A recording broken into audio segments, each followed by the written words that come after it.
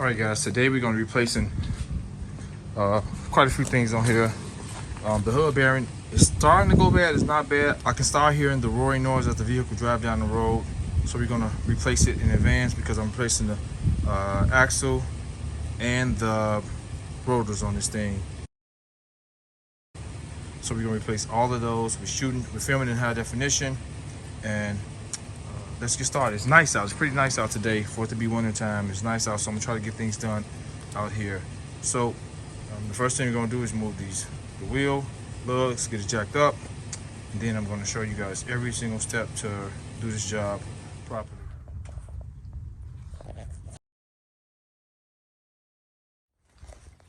All right, guys. There's a block back there to help us out. Let's remove the wheel and let's get this changed out. All of these parts changed out. Really nice out today.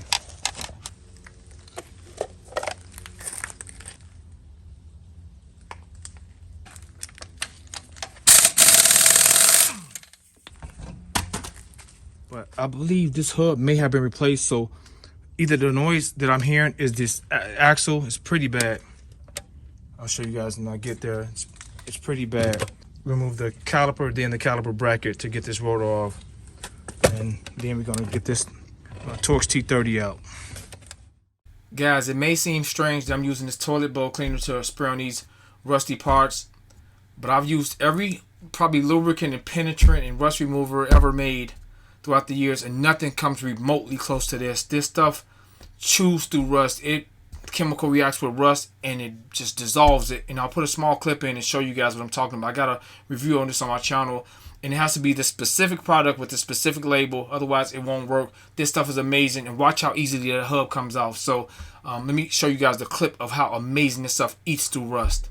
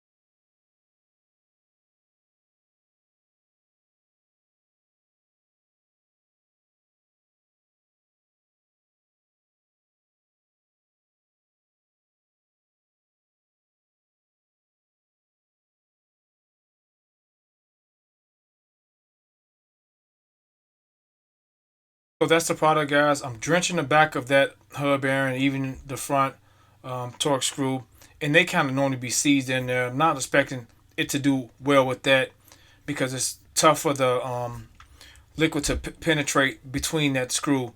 But we're gonna use the torch on that anyway. But I let it sit in the back of that hub while I remove the caliper mount and the caliper itself to give it some time to penetrate, and you guys are going to watch that hub pop clean off of there. Okay, you're going to turn that wheel, and I'll show you guys the solution I'm using. That's incredible, guys. I have a video on my channel for it. I'm going to show you at the end of this video what I'm using as rust penetrant. This stuff is remarkable, guys. You can use some braking parts cleaner to kind of clean this up, or some penetrant, some WD-40 braking parts cleaner. We're going to have this on standby, but we don't need this. I'll show you guys what I'm using after we get done with the video. These are 19 millimeters for the caliper. For the calipers itself, the caliper bracket are 18 millimeter.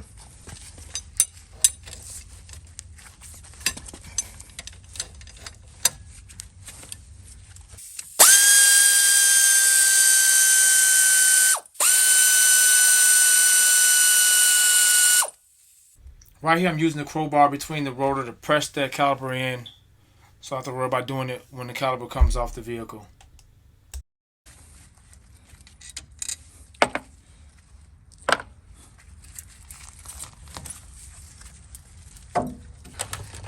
Okay, I got a Y tie on there.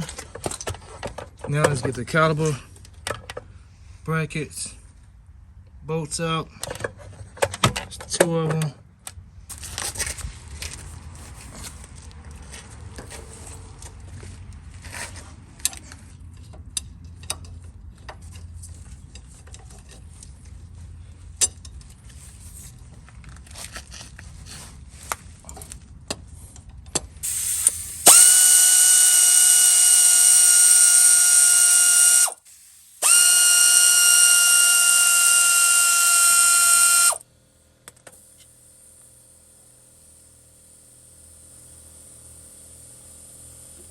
What we're gonna do, guys, we're gonna heat this up.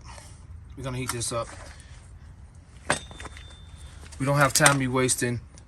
The rust penetrant that I've been using, I'm quite sure, I'm almost positive it'll work soon, but we don't got time. We're gonna use some map gas. Less than 10 bucks for this can. Guys, if you can find a nozzle like this for your torch, this is probably one of the best nozzles ever made, if not the best nozzle ever made. I had this for many years. They're tough to find like this. You can replace the tip. Amazing torch head. We're gonna heat that up in a matter of seconds. So let's like I said, it's an old one. Let's do that right now because we don't got time to be wasting. The sun is in the 2 o'clock position and we want to get from out here.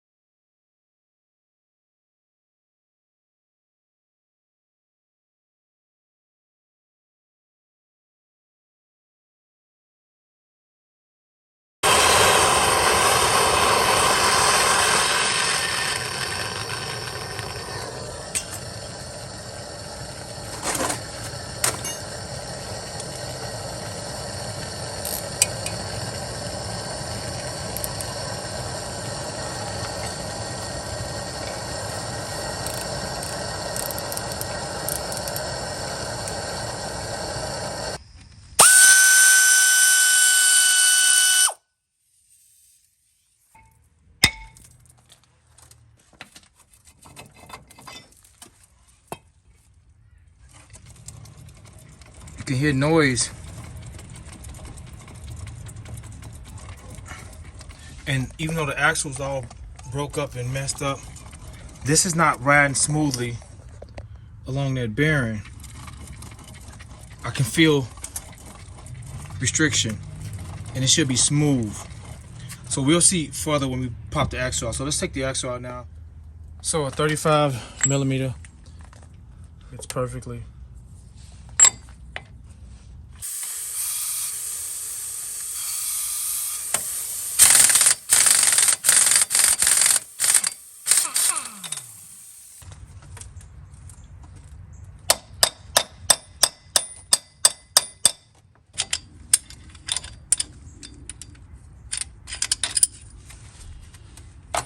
Okay, so before we remove the hood bearing, guys, since I'm redoing the axle and I'm doing separate videos, I'm gonna show, just in case you don't have to remove the hood bearing, I'm gonna show how to get this axle off without removing the hood bearing. So we're gonna take this axle out of here right now. Got some 15 millimeter bolts back there. Let's spin this all the way around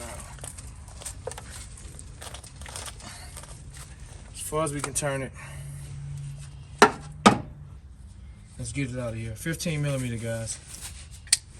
Spray.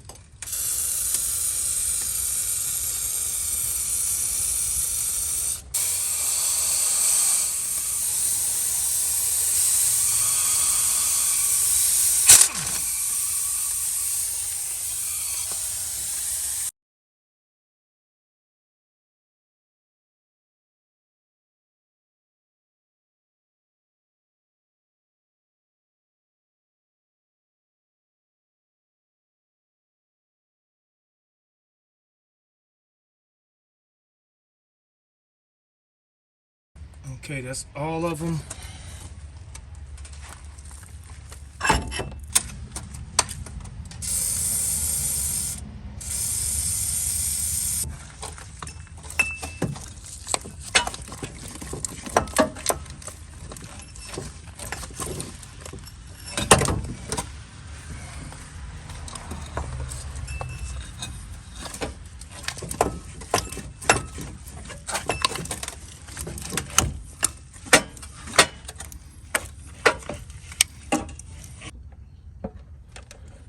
Okay, guys. Now, those are easy to come up. Don't need nothing supporting it. Trying to save some space, guys. My memory is gone. Once you remove those lower strut mount bolts, those 15mm bolts, you need a large crowbar to press down on that sway bar to give you just that couple inches to pull that axle up out of there. And you guys will see me do it in a second. I sat down on the crowbar and popped that thing out of there in no time. But when reinstalling it, because the axle has a little weight on it, you need some help because you got to be under the car to shift it in the exact same way with somebody pressing down on that sway bar. If you decide to go this route, if you want to remove the sway bar links or the stabilizing pins, whatever you want to call them, you could kind of shift that sway bar over, or even detach the sway bar itself to give you some clearance. But this is the easiest, quickest method. You know what? I should push the other one up right now, the new one. The same way I went out, I'm coming back in with it. This axle was busted out, so I kept getting caught around this lip of this boot. Kept getting caught on this lip. So the new one should go right up. And our little gap right there, once I push down on that sway bar. I'll push down that sway bar, and we got that strut loose. It gives us maybe 3 inches of clearance once we press down on this. We got about 3 inches of clearance once we press all the way down on this, and we can get it through there. So let's next time we make this out of our way too. Clear that out of our way. We want to pinch that. We don't want to pinch that line. So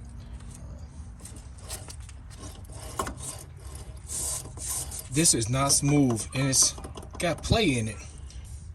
Let me get some air, some compressed air, and get that cleaned all up with an air nozzle. Make sure you take location of this backing plate.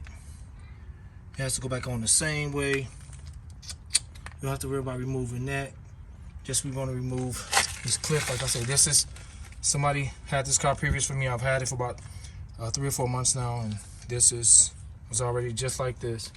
So we got one right here. We use some cutting pliers to remove that, or trim removal tool, and I'll show you guys that as well. I'll cut that and put a new wire tie there. So but let's get this first. Let's get this broken first.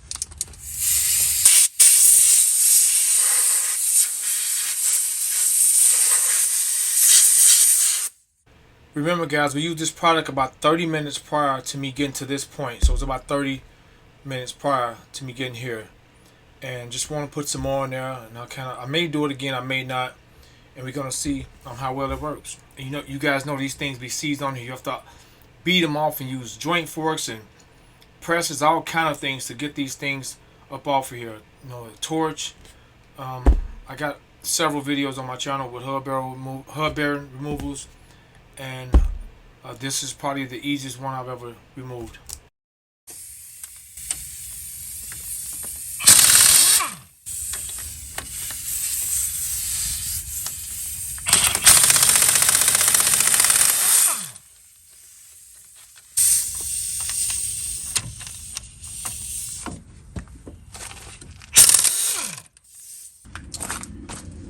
If you don't got an air chisel, guys, you can use a pickle fork or a joint fork, kind of get in here,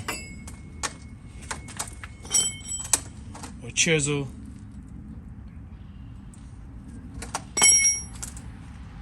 And kind of get in the groove in here and try to get it started to come out with the hammer.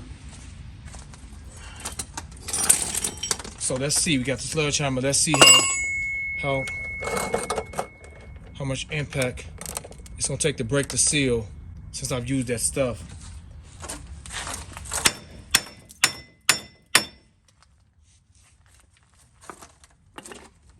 Man, this stuff is amazing, guys. This stuff is amazing. It just eats through that rust, and I've been using it non-stop. W40 supposedly gets through the seam. It doesn't eat through rust like the stuff that I'm using. And watch this, comes right off. Let's remove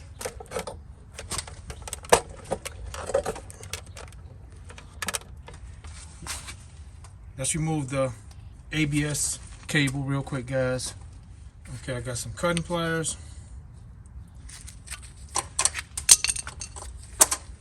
Let's remove this.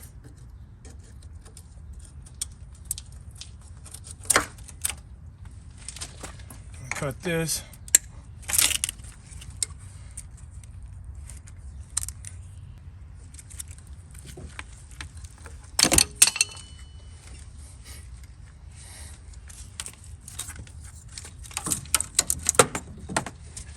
Okay, guys, we got that off.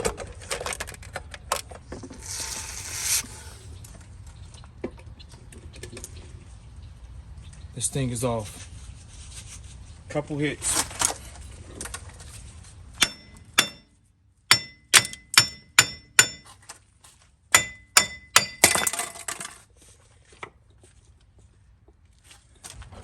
So now that this is off, guys, I'm gonna put the new axle through. I'm gonna push the new axle through right now and just have it there so I can just push it through the hub as if it was on.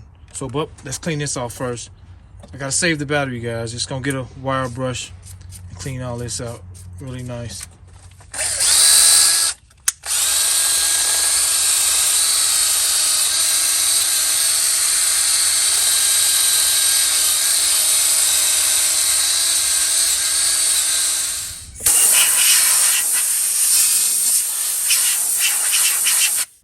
I can use some of this or this to go around in there just a little bit, not much.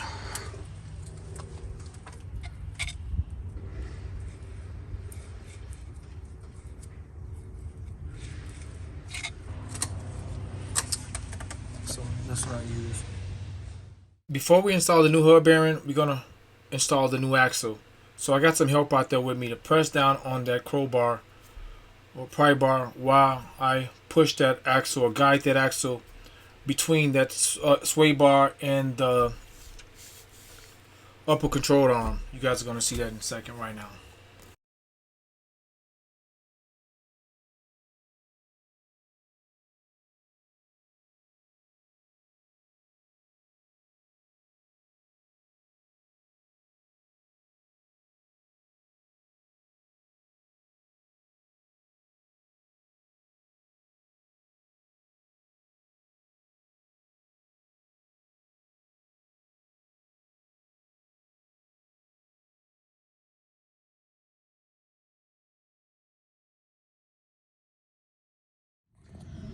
Okay, guys, I gotta save some space on my camera. My battery is super low. I keep charging, they keep dying on me. Got it in there, got them started. Use this on the bolts. I don't think this is required, but I love this stuff. I got a bunch of it, and we'll be using that and anti-seize throughout the rest of this project.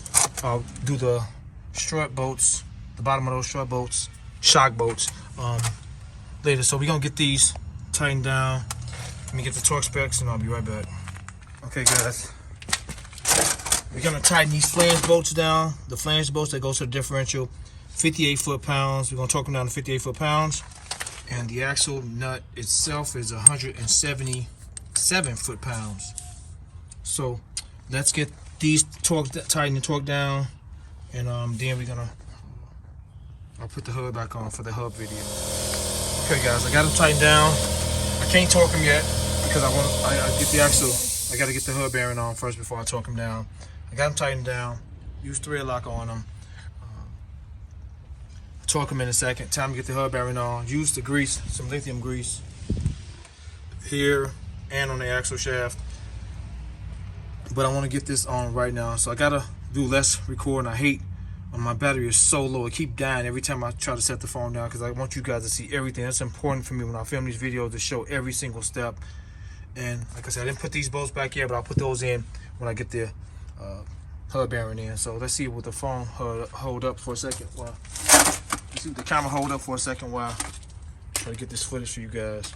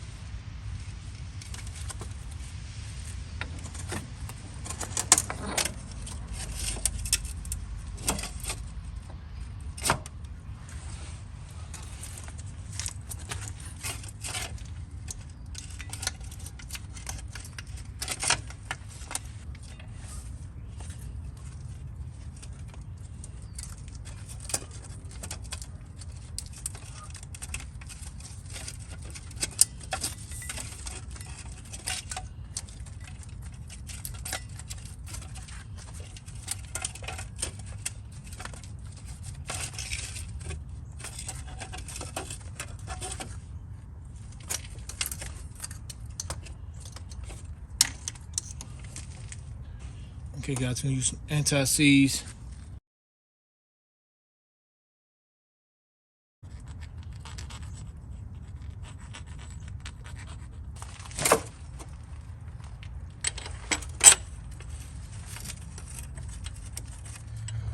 Okay guys, the hub torque specs for these, I see 75 foot-pounds, 80 foot-pounds, but in the book it says 133 foot-pounds for these, and I'll go with the book. 133 foot-pounds for these 15 millimeter bolts. See how thick they are.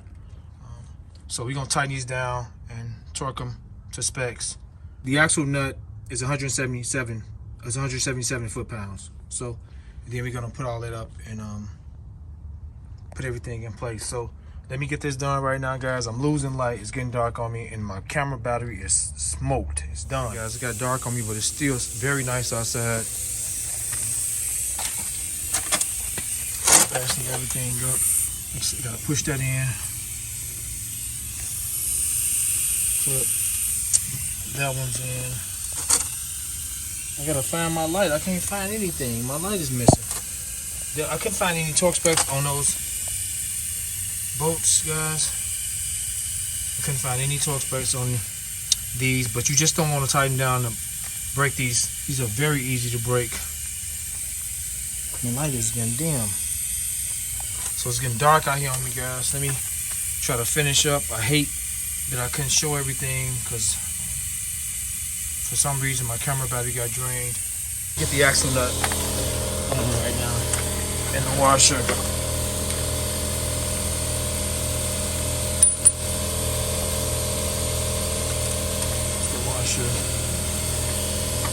Mix it up.